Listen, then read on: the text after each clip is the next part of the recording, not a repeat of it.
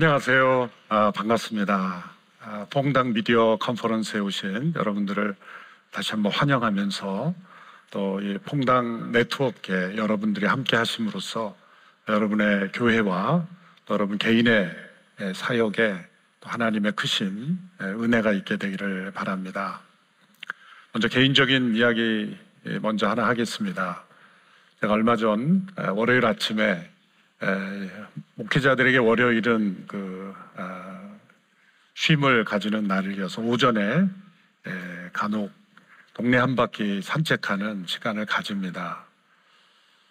그래서 이제 준비를 하고 동네를 산책하려고 나섰는데 갑자기 앞이 잘 보이지 않는 것이었습니다. 제가 최근에 오른쪽 눈에 녹내장이 생겨서 눈이 좋지 않은 상태에 있기 때문에 갑자기 불안이 엄습했습니다. 초점이 잘 맞지 않으면서 분명히 안경은 썼는데 멀리 있는 것이 흐리게 보이고 가까이 있는 것도 잘 안 보이고 눈에 무슨 심각한 문제가 생겼나 보다 생각하고 불안한 마음으로 이제 걷기 시작했는데 조금 걸으니까 좀 적응되는 것 같았지만 여전히 불안했습니다. 그렇게 한 40분 산책을 하고 집에 돌아왔을 때 그 이유를 알았습니다. 그것은 제 안경이 아니라 제 아내 안경을 쓰고 제가 산책을 한 것입니다. 잘못된 안경을 쓰는 것, 이것이 사실 이 시대의 중요한 문제입니다. 이 AI가 가져온 이 세상의 변화를 우리가 직시하지 않으면 많은 사람들이 잘못된 안경을 쓰고 세상을 보고 있게 되는 겁니다. AI 세상에 대한 교회의 대응 이유로서는 저는 세계관 변화에 혁명적인 변화를 가져오기 때문이라고 생각을 합니다. 제가 앞서 말씀드린 이 안경이 바로 세계관이죠. 나는 안경을 쓰지 않습니다라고 하는 분들도 보이지 않는 안경은 다 쓰고 있습니다. 세계관이라는 단어를 모르는 많은 분들도 세계관이란 무엇인가에 대해서 사전적으로 답변할 수 없는 사람들일지라도 세계관을 가지고 살아가고 있습니다. 문제는 어떤 세계관을 가지고 살아가는가입니다. AI 기술은 과거의 인터넷 기술이 가져온 변화와 비교할 수 없는 혁명적인 또 하나의 세상을 우리에게 가져다 주고 있습니다. 어떤 세상이 될지 사실은 우리가 다 예측하기 어렵지만 우리가 인터넷이 들어온 이후로 우리의 삶에, 사회에 가져온 변화를 생각하면 AI가 어떤 세상을 만들 것인가는 우리가 충분히 예측할 수가 있습니다. 그래서 저는 AI 이전과 AI 이후에 세계관의 형성의 방식과 그 흐름이 어떻게 바뀌었는가를 한번 정리해 보았습니다. AI 이전에는 그 세계관 형성이 매우 오랜 세월이 흘렀습니다. 어떤 10년, 20년 정도 갖고 세계관이 바뀌지 않습니다. 지금 우리가 포스트 모더니즘 시대라고 말하는데 포스트 모더니즘은 2000년대 들어서 형성된 것이 아닙니다. 저는 개인적으로 적어도 2차 대전 이후에 C.S. 루이스가 미어 크리스천애티라는 책을 쓸 때 제 1장을 옳고 그름, 이것이 우주를 문제를 푸는 클루다, 열쇠라고 그렇게 BBC 방송국에서 연설을 했을 때 왜 그가 그런 말을 했을까? 1, 2차 대전을 지나면서 사람들에게 옳고 그름이라는 기준이 무너진 것이죠. 특별히 많은 기독교 국가에서 절대적 기준을 믿고 살았던, 그 기준이 하나님이시라는 걸 믿고 살았던 많은 서구 유럽 국가들의 전쟁을 통해서 황폐해진, 인간의 죄악으로 인해서 무너진 세상을 보면서 옳고 그름에 대한 신뢰를 저버렸지 않을까. 그래서 루이스가 이 옳고 그름이 세상의 문제를 푸는 열쇠라고 했을 때 저는 그때부터 이미 포스트 모더니즘이 시작된 것이 아닌가, 그렇게 생각하며 매우 오랜 시간 동안 형성되어 있고, 이 포스트 모더니즘은 언제까지 이것이 흘러갈지 모르는 매우 긴 시간까지 이어질 것입니다. 그래서 AI 이전에는 오랜 세월을 거쳐서 세계관이 형성이 되었다면 AI 이후에는 매우 짧은 기간에 이 세계관이 형성될 수 있다는 것을 우리는 알 수가 있습니다. 두 번째로 AI 이전 시대는 많은 사람들이 공감하고 그 의견에 따라 주어야 형성이 되었다면 AI 이후 시대는 소수의 의도, 아주 의도적인 계획을 가지고 세계관을 만들어낼 수 있다는 거죠. 우리가 지금까지 한 번도 생각해보지 못했던 그런 세계관을 만들어서 많은 사람들에게 AI를 통해서 유포하고 그것을 통해서 세상을 끌고 갈 수 있는 그런 시대가 왔다는 겁니다. AI 이전의 시대에는 인간 너머의 세계를 중심으로 했다. 이 표현을 제가 쓴 것은 하나님이 어떤 존재인가, 신은 있는가 없는가, 인간은 무엇을 위해 사는가, 어떤 인간 너머의 세계가 사실은 세계관의 중심이었습니다. 인간 자신보다는 인간 너머의 세계를 탐구하면서 죽음 이후의 세계는 어떻게 되는 것일까? 사람은 어디서 와서 어디로 가는 것일까? 이런 철학적 담론들을 중심으로 해서 사람들이 각자의 생각이 모아지고 여러 가지 사상과 종교가 흘러가면서 세계관이 형성되어 왔는데 AI 이후에는 사실 인간들이 만들어 놓은 그러한 네트워크 안에서 인간들이 수집하도록 만들어 오는 그 정보들은 대부분 인간 이하의 세계입니다. 이전보다 더 훨씬 물질주의적이고 이전보다 더 훨씬 본능적이고 이전보다 훨씬 더 감각적인 그러한 세계를 중심으로 AI 세상이 펼쳐지고 그것이 세계관이 될 것이다 라는 그런 생각을 가질 수밖에 없습니다. 왜냐하면 이미 AI가 많이 OTT 플랫폼이 일상화된 미국 같은 경우에, 특별히 캘리포니아주 같은 경우에, 제가 몇 개월 전에 미국의 캘리포니아에 갔을 때 어떤 성도님에게서 그런 이야기를 들었어요. 어느 지역에서는 아이들이 자신을 고양이라고 아이덴티파이 해도 그걸 인정해 주는 분위기였다는 거예요. 사람이 나는 고양이다, 사람이 아니다 라고 해도 학교에서 그래 한번 그렇게 생각해 봐라 라고 지지해 주는 그런 시대예요.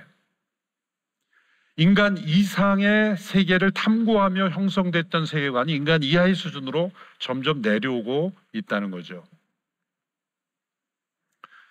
우리가 잘 아는데 AI 이전의 시대는 윤리적 책임성이 분명했습니다. 각자가 어떤 책임을 져야 되는가, 회사를 경영하는 것뿐만 아니라 어떤 주장을 하거나 어떤 그 논문을 발표할 때도 각자가 자신의 이름을 걸고 책임을 지는 것인데, 이제 AI 이후의 시대에는 누구에게 이 책임을 물어야 될지, 기계는 인격적인 존재가 아니기 때문에 기계가 만들어주는 어떤 사상에 대해서 과연 누구에게 책임을 물을 것인가, 심각한 문제가 생기는 것입니다. 이것은 단순히 자율주행 시대에 사고 나면 누구 책임이냐 그 정도를 뛰어넘어서 이러한 생각의 책임이 누구에게 있는가라고 물을 수 없는 그런 시대가 되고 있다는 것이죠.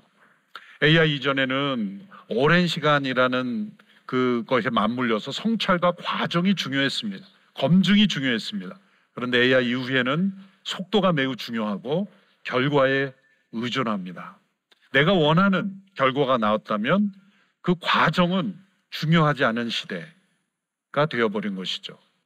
요즘도 이 속도가 얼마나 중요합니까? 여러분들이 새로운 핸드폰을 구매했는데, 부팅을 했는데 약 한 3분 걸려서 이게 떴다 그러면 바로 이제 쓰레기통에 들어가야 되는 거죠. 제가 1980년대 말에 이제 군 생활을 할 때 제가 그 군수장교로 근무를 했는데, 그때 이 군 전산화 작업을 처음 했던 그런 시대고 인터넷이 막 도입하던 시대가 불과 그 시대였어요. 그래서 모든 군수 물자를 전산화해야 된다라는 그 시대에 교육을 받고 또 한글 워드를 배우고 컴퓨터가 부대마다 도입됐던 최초의 그런 시즌에 제가 군 생활을 했는데, 그래서 군수 물자를 다 전선하는데, 그때 지금도 기억합니다. 컴퓨터가 이제 부대에 들어와서 버튼을 누르고 기다리면 한 5분 걸렸어요. 5분 동안 모니터를 보고 언제 켜지나 가만히 있다가 5분 켜지면 막 박수치고 난리가 났죠. 어떻게 이런 기계가 있을 수가 있는가. 거기에 정보를, 근데 지금으로 말하면 그냥 데이터베이스 수준이었는데도 거기서 문서가 나오면 지휘관들이 그 숫자가 틀리느냐 맞느냐 상관없이 그 작업 자체에 신기해가지고 많은 잘못된 정보를 했음에도 불구하고 지휘관에 의해서 다 그냥 넘어갔던 그런 시대예요. 그런 시대가 불과 20몇 년 전이었습니다. 30몇 년 전이네요. 30년 만에 이런 세상이 되었는데, 이제는 AI가 급속하게 발전된 앞으로 한 3년, 5년 이후에 우리가 상상할 수 없는 결과가 나오는 그런 속도가 빨라지는 거죠.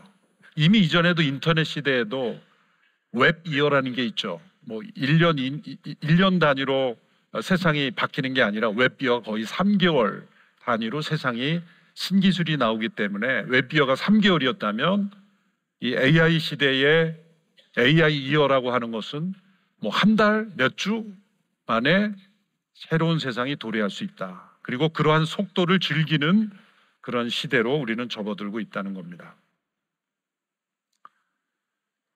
AI 이전에는 그래도 수평적 평준화 시대로 어느 정도 공평한 시대를 이루었다면, AI 이후에는 극단적인 양극화가 더 심각할 것이다. AI를 이용하는 사람들이 부를 독점하고 정보를 독점하고 세상을 좌지우지하는 그런 시대가 되어서 AI를 접하지 못하거나 또 AI에 대한 지식이 없는 사람들은 종속된 그러한, 그래서 양극화되는 시대가 더욱 도래할 것이다라고 우리는 예측할 수 있습니다.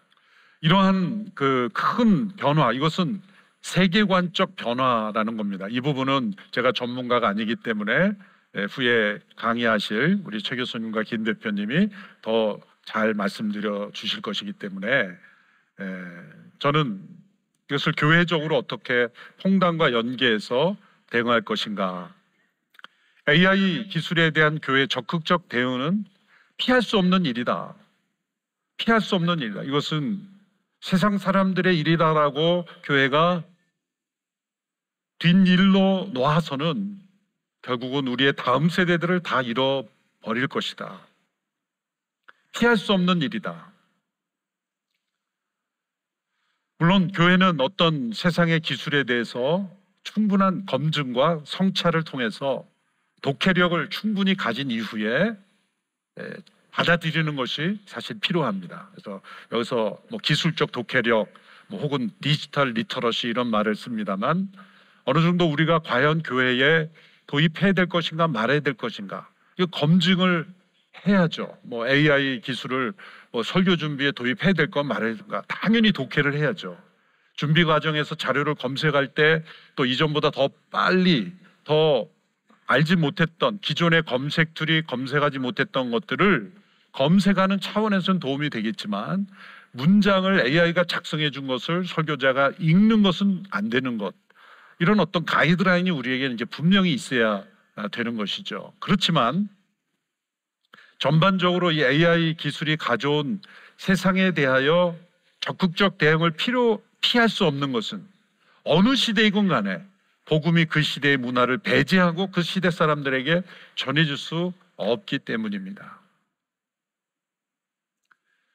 종이 인쇄 기술이 발달했을 때 종이 인쇄 기술을 사용하지 않고 복음을 어떻게 전할 수가 있었겠습니까? 인쇄술의 발명이 사실은 종교개혁을 일으켰기보다는 종교개혁이 있었기 때문에 사실 인쇄술이 더 빨리 발전한 거예요. 왜? 사람들에게 널리 알려야 될 콘텐츠가 있었기 때문이죠. 또 오늘 이 시대에는 건강한 콘텐츠를 널리 알리는 것이 아니라 사람들이 몰라도 되고 몰라야 되는 일들, 막아야 되는 일들이 사람들에게 문화 속에 더 빨리 퍼지고 있기 때문에 교회는 적극적 대응을 하지 않으면 우리가 복음을 전해야 될 많은 사람들을 잃어버리게 된다는 거죠. 제가 트리니티에서 성경학 공부할 때 선생님이었던 폴 히버트 박사님, 지금은 보인이 되셔서 천국에 계시지만 그분의 이 선교적 크리티컬 컨텍츄얼라이제이션 이론에 나오는 그림입니다. 여기 보면 성경 시대 문화를 세모라고 한다면, 현대 크리스천 컬처를 네모라고 한다면, 또 다른 시대의 타겟 컬처가 있습니다. 이것을 디지털 시대의 우리의 다음 세대라고 한다면, 그 시대의 사람들에게는 세모의 형태로 전해질 수 없고 또 네모의 형태도 전해질 수가 없습니다. 그것은 동그라미 형태, 또 다른 문화의 형태로 복음이 전해질 수밖에 없습니다. 이것은 오늘 이 시대뿐만이 아니라 성경 시대에서 오늘 이때까지 이럴 때까지 그리스, 헬라, 로마 문화를 뛰어넘어 또 유럽 문화, 또 북미 문화, 우리나라에 온 유럽의 유교 문화, 있었던 유교 문화, 이 모든 것의 문화와 문화를 뛰어넘는 단계에서 반드시 그 문화의 틀은 바뀌게 되어 있다는 거죠. 문화 그 자체를 이동시킬 수는 없다는 겁니다. 그러므로 우리가 되어야 될 이 타겟 컬처에 있는 디지털 네이티브라고 하는, 태어나면서부터 태블릿과 함께 자라나는 이 세대에 어떻게 복음을 전하실 것인가. 사실 저희 어릴 때는 어른들이 막 어른 말 안 듣고 막 이렇게 그러면은 그냥 심한 말로 너 다리 밑에서 주워 왔어 그랬거든요. 그럼 막 충격을 받고 그랬는데 요즘 아이들 그런 말 통하지 않습니다. 너 클라우드에서 다운로드 받았어? 그러면 뭐 알아들을 거예요. 그런 건가? 내가 그런 존재인가? 완전히 다른 시대가 되어버린 이 시대에 어떻게 우리가 복음을 전할 건가? AI 시대로 형성된 이 문화의 틀 속에 들어가지 않으면 안 되는 것이죠. AI 기술이 교회에서 가장 중요하게 활용될 수 있는 부분은 역시 양육입니다. 현재 한국교회 양육 시스템의 약점은 개별 교회 안에서 양육 콘텐츠를 다 해결하려고 합니다. 주일 예배, 혹은 새벽 기도, 주중 모임, 그래서 담임 목사님의 말씀, 또 혹은 몇몇 부교육자님들의 말씀을 통해서 신앙생활을 하는 것이 전부가 되어버렸어요. 특별히 제가 이민교회 미국에서 목회하는 기간 동안에 많은 교회들이 목회자 혼자 혹은 한두 명의 목회자들이 목회를 하는데, 사실 그 목회자들이 성경 66권을 언제 다 강의하겠습니까? 은퇴할까지 강의하려고도 할 수가 없어요. 또 많은 주제들을 다 가르칠 시간도 없습니다. 신방해야죠, 병주사 치료해야죠, 행정해야죠. 모든 것을 다 할 수가 없어요. 그런데 현재의 구조는 한 개교에서만 신앙 양육을 받아야 된다라는 그러한 장벽이 있습니다. 물론 이단 사이비 같은 잘못된 흐름에 빠지지 않게 하기 위해서 지키는 이유도 있지만은, 대부분은 사실 그러한 이유보다는 어떠한 개교회의 틀에 갇혀 있는 것이 더 훨씬 많다, 저는 그렇게 생각을 합니다. 그리고 대부분의 양육이 오프라인 중심, 예배당에 와야만 말씀을 듣고 강의를 들을 수 있는 구조로 되어 있기 때문에 사회활동에 많은 분들은 배제될 수밖에 없어요. 출장에 많은 그런 비즈니스맨들이라든지 또 타 지역에 있는 분들이라든지 출장에 많은 분들은 교회 양육 프로그램에 참여할 수가 없는 것입니다. 그래서 교회 안에 많은 전문인 그룹들이 교회의 리더십의 위치에 오르지 못하고 뒤처지는 경우가 많습니다. 그래서 갈급한 성도들은 이제 유튜브처럼 오픈된 그러한 소스를 통해서 자립 양육을 시도하죠. 제가 뭐 명칭을 만들어 봤습니다. 자립 양육. 스스로 보는 겁니다. 그런데 이 자립 양육이 얼마나 위험하냐면, 은혜로운 말씀을 잘 찾아 들어서 그렇게 시작이 되면 계속 좋아질 수 있어요. 근데 첫 번째 내가 갈급한데 한번 들어볼까라고 하는 것이 편향된 콘텐츠일 경우에 심각한 문제에 도달하게 되는 것은 유튜브의 알고리즘이 그 사람이 선택한 성향과 비슷한 콘텐츠를 계속 올려주는 거예요. 그것이 지금 우리 한국 사회에 심각한 양극화를 만든 중요한 원인 중에 하나입니다. 우리 구글 코리아 사장님이 우리 교회 집사님이긴 하지만은 구글의 알고리즘의 심각한 문제, 구글만이 아니죠. 사실 모든 OTT가 다 그렇죠. 그 사람이 지금 어떠한 이 사람이 잔인한 그런 영상물에 조금 오리엔트 됐다 그러면 계속 잔인한 게 나오죠. 선정적인 걸 한 번도 계속 선정적인 게 나오고, 어떤 정치 성향을 띤 발언을 한 컨텐츠가 나오면 계속 그런 컨텐츠가 나온 거예요. 그래서 유튜브로 자립 양육을 시도하는 분들이 첫 번째, 두 번째, 세 번째 컨텐츠를 어떤 것을 눌렀느냐에 따라 그 세상에 갇혀버리게 됩니다. 뭐 정치 뉴스를 보는 많은 어르신들 가운데 나는 TV 방송 안 봐. 난 유튜버만 봐. 근데 그 보는 뉴스를 보면 개인 유튜버가 소식을 전해주는 뉴스예요. 너무나 편향되어 있는 그런 소식만을 접하니까, 제가 앞서 말씀드린 잘못된 안경을 끄고 세상을 보니까 상대방의 입장을 고려하지 않는 독단적인 그리고 고집스러운 편견에 빠지게 되는데, 신앙생활도 그럴 수 있다는 거예요. 그런데 대개 유튜브에 개인 유튜버들이 올리는 것을 보면 매우 자극적이고, 모든 유튜버들이 그런 것은 아닙니다만은 일부 유튜버들이 굉장히 자극적이고, 그리고 신앙생활의 균형을 깨트리는 그런 비판 일변도의 그런 콘텐츠를 많이 올리고 있어요. 그것을 보면서 어떻게 양육이 되겠느냐라는 것이죠. 대개 보면 우리 성도들이 어떤 양육 콘텐츠를 들을 때 지정의가 파편화된 양육으로 전인성이 교절됩니다. 이것은 뭐냐면, 성경 공부에 관심이 많은 사람은 계속 지식적인 공부만 합니다. 어떤 분들은 이런 기도 중심의 그런 체험을 원하는 분들은 계속 그쪽으로 나가고, 또 의지적인 실천 중심으로 하는 분들은 열심히 몸을 움직여서 봉사 중심으로 가는데, 문제는 이게 다 파편화되어 있다는 거예요.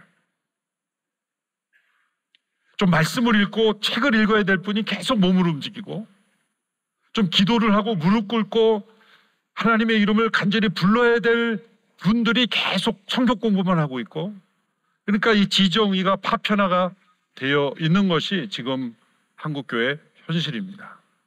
그런데 스스로 자립 양육을 하게 되면 자기가 관심 있는 분야를 선택하게 되고 계속 그쪽으로만 더 강화되니까, 지적으로 발달한 사람은 지적인 신앙생활만 하고, 또 감정적인 분은 감정적인 신앙생활을 하고, 의지적인 분은 의지적인 신앙생활을 하게 되어서 이렇게 파편화된 신앙 성장이 제대로 이루어지지 않고 있을 수 있다는 겁니다. 자, 이러한 문제들을 정리해 보면서 제가 퐁당이라는 플랫폼을 처음 생각하게 된 것은 사실 20여 년 전 미국에서 목회할 때 성도님들이 비디오를 빌려보는 것을 제가 보고, 정말 드라마에 목마른 분들은 이렇게 비디오도 빌려보는구나. 근데 교회는 무엇을 성도들에게 빌려주고 있는가? 교회가 성도들이 일상생활에서, 가정에서 시청하고 또 그것을 통해서 신앙을 유지할 수 있는 어떤 콘텐츠를 제공하고 있는가? 라고 생각할 때는 없었던 거죠. 그때 이제 CJ를 한 목사님께서 만드셔서 전 세계 위성 방송, 또 케이블 방송으로, 또 모바일로도 많이 나가고 있었지만, 진정한 의미의 VOD, 비디오 온 디맨드는 되지 못하고 있었어요. 근데 사람들은 자기가 디맨드가 있을 때 비디오도 빌려보고 있었다는 거죠. 그래서 모든 성도들이, 그리고 각 교회가 이런 미디어 라이브러리를 만들어서 함께 공유하면 얼마나 좋을까, 그런 단순한 생각이었지만, 한국에 돌아와서 이제 제가 한 목사님의 뒤를 이어 직책을 맡게 되면서 이 OTT 플랫폼으로 모든 교회들이 함께 힘을 합치면 안 되는 시대가 도래했다라는 것을 깨닫고 3년 전에 이 퐁당을 론칭하게 되었습니다. 그래서 이 퐁당은 듣고 싶은 것만을 듣는 것이 아니라 들어야 할 것, 부족한 부분을 메이크업 해주는 구조로 되어 있습니다. 그래서 퐁당에 가보면 신앙 진단 질문들이 나오죠. 그래서 여러 신앙 진단을 해보면, 나는 어느 쪽에, 하나님과의 관계, 세상과의 관계, 이웃과의 관계, 나 자신과의 여러 영역, 또 지정의의 관계에서 퍼센테이지가 나오지 않습니까? 그러면 부족한 부분을 우선적으로 보충해 주는 컨텐츠 추천이 이루어지는 거예요. 그래서 추천되는 나는 관심 없었는데 당연히 관심 없었을 것이죠. 들어야 할 것을 듣게 해주는 기능이 보완되어 있기 때문에 그런 전인적 신앙 교육을 보충해 주는 구조로 되어 있는 특징이 있습니다. 또 한 개별 교회에서 모든 것을 다 가르치려 하는 부담, 가르쳐야 한다는 부담감을 내려놓고 더 풍성한 컨텐츠를 누릴 수가 있습니다.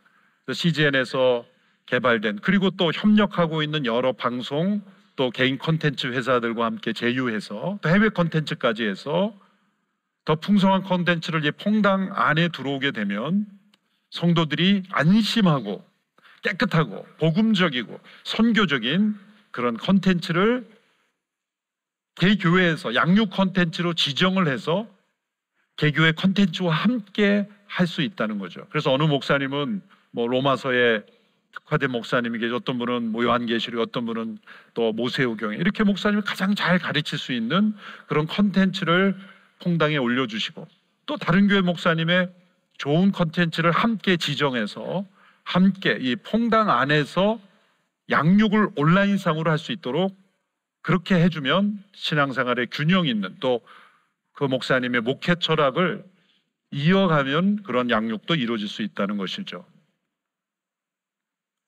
또 온라인 양육이 활성화됨으로 전 성도들이 다 양육 시스템에 참여할 수 있게 된다라는 그런 장점이 있습니다. 그렇다 그래서 오프라인을 하지 말아서는 안 된다는 뜻이 아니죠. 오프라인이 메인이 돼야 되지만 보충해 주는 온라인 교육이 더 지금보다는 활성화되어야 한다는 겁니다. 궁극적으로 우리는 다가오는 세대, 우리의 차세대는 디지털 네이티브 시대라고 말할 수가 있습니다. 대개 타방송과 비교하는 건 아니지만 이 케이블 네트워크 중심의 기독교 방송은 60대 이상의 시청자들이 가장 많습니다. 그런데 30대, 40대, 50대들은 바쁘게 활동하는 시대이기 때문에 케이블로 된 방송을 앉아 시청할 수 있는 시간이 적습니다. 그래서 저희가 OTT 플랫폼을 통해서 그 세대를 지금 충족시켜주고 있는 거죠. 그러나 아직도 저희도 도달하지 못한 것이 10대, 20대입니다. 10대, 20대예요. 이제 퐁당이 추구하는 목표는 이 디지털 네이티브 시대, 이 10대, 20대의 시간을 이 퐁당으로 어떻게 하면 끌어당길 수 있을까? 그래서 저희 CGN, 퐁당의 경제는 다 기독교 방송이 아닙니다. 넷플릭스와 디즈니 플러스와 그리고 CNN입니다. 이것은 과도한 오만이 아니라 그런 목표를 가지고 우리가 노력해야만 우리의 다음 세대들을 하나님의 말씀을 듣게 하는 그러한 세대로 바꿀 수 있다는 거죠. 결론입니다. AI 세상입니다. 그런데 우리는 AI라는 단어를 뛰어넘어야 되죠. 저는 홀리스틱 인텔리전스, 전인적 지능. 하나님께서는 우리 모두를 전인적으로 창조하셨고 또 하나님을 알아가는 사람은 그러한 성품으로 변화됩니다. 세상은 AI 수준에 머물 겁니다. 세상이 줄 수 없는, AI가 아무리 발달해도 줄 수 없는 것은 홀리스틱입니다. 그리고 홀리한 세상입니다. 그것은 우리 교회만이 줄 수 있는 것, 그것이 저는 홀리스틱 인텔리전스라고 생각을 합니다. 세 가지 우리가 해야 될 것을 말씀을 맺겠습니다. 세상에서 우리 고립되지 않도록 소통해야 합니다. 끊임없이 이 AI 기술이 어디로 가는지를 보고, 그리고 그 세상 속에 우리가 복음을 어떻게 담아야 될 것인가를 우리는 연구해야 합니다. 또 그 세상의 거룩한 컨텐츠를 계속해서 유통시켜야 합니다. 그래서 제가 CGN에 강력하게 요청해서 열심히 만들고 있는 가툰입니다. 제가 CGN에서 가장 애용하는 컨텐츠는 가툰. 너무나 재밌어요. 그러니까 제가 수준이 낮다는 게 아니죠. 가툰이 훌륭하다는 거예요. 50대 중반까지 만족시킬 수 있다. 그러면 그 이상도 만족시킬 수 있고 어린 자녀들도 만족시킬 수 있다. 그래서 저는 이 가툰, 이 만화의 세계. 얼마 전에 보니까 뭐 네이버 웹툰이 뭐 나스닥에 상장한다는 뉴스 나오고 만화 가지고 세상에 나가고 있는데, 이제 이 디지털의 만화로 우리가 복음을 전하고 우리 어린 자녀들이 하나님 안에 돌아올 수 있도록 열심히 노력해야 된다. 이렇게 계속 거룩한 콘텐츠를 우리는 유통시켜야 합니다. 마지막으로 이런 AI를 뛰어넘는 홀리스틱 AI를 제작하는데 우리가 기꺼이 참여해야 됩니다. 그렇다고 여기 오신 여러분들에게 뭐 CGN을 위해서 헌금 내라 그 말이 아닙니다.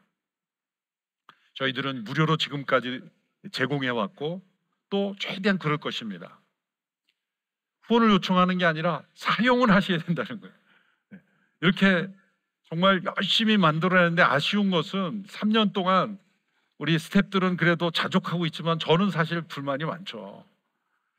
1인 유튜브도 뭐 100만, 200만 한다는데 이렇게 많은 돈과 에너지를 들인데도 구독자가 잘 안 늘어요. 우리는 한국교회 목사님들이 조금만 더 이런 퐁당과 같은 이런 AI, OTT 플랫폼에 신경을 써서 함께 네트워크를 이루어 간다면, 그래서 일부러 CGN이라는 이름도 빼고 퐁당이라는 뉴트럴한 네트워크를 함께 만들자는 거죠. 이 일에 여기 오신 분들이 관심을 가지고 함께 적극적으로 퐁당 네트워크에 참여해 주시면 저희는 좀 더 열심히 하겠습니다. 시청해 주셔서 감사합니다.